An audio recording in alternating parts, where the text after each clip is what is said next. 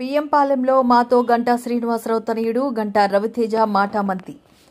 PM Palem వచ్చినందుకు చాలా ఆనందంగా ఉంది. ఇక్కడ స్థానికులు పార్కును అభివృద్ధి చేసుకోవడం చాలా ఆనందంగా ఉంది. మన ప్రభుత్వంలో ఈ పార్కును ఇంకా అభివృద్ధి చేయడం జరుగుతుంది. ఇక్కడ ఈ పార్కులో పిల్లలకు ఉచిత శిక్షణ ఇవ్వడం చాలా ఆనందంగా ఉంది. రేపు వస్తున్న ఎన్నికలు చాలా కీలకం.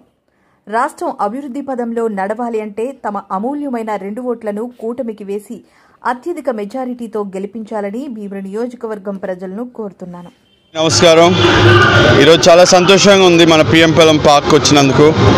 ఇక్కడ చూస్తే ఈ ప్రజలందరూ వాళ్ళ సొంత దీనిలో ఈ ఇండోర్ స్టేడియం కట్టుకోవడం చాలా సంతోషంగా ఉంది. మామూలుగా అయితే ప్రభుత్వం వీటిని సపోర్ట్ చేసి వాళ్ళకి ఈ డెవలప్మెంట్ అనేది చేయాలి, కానీ ఈ ప్రభుత్వం అది చేయలేకపోయింది.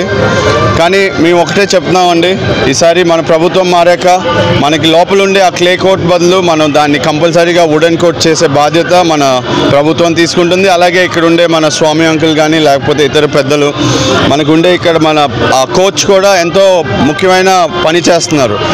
పిల్లలకి ట్రైనింగ్ అనేది ఫ్రీగా ఇవ్వటం అనేది ఈ కాలంలో ఈ డిజిటల్ ఏజ్లో పిల్లలకి ఆటలు నేర్పించడం అనేది చాలా గొప్ప విషయం. అటువంటి వాళ్ళకి మా పూర్తి మద్దతు ఉండేటట్టు నేను కంపల్సరీ హామీ ఇస్తున్నాను. రెండోది, మనకి రేపు వచ్చే ఎన్నికలు చాలా ముఖ్యమైనవి. మీరందరూ తప్పనిసరిగా మీ అమూల్యమైన ఓటు రాష్ట్రం బాగుపడాలంటే మన సైకిల్ గుర్తుకేసి కూటమిని గెలిపించాలని కోరుకుంటూ సెలవు తీసుకుంటున్నాను.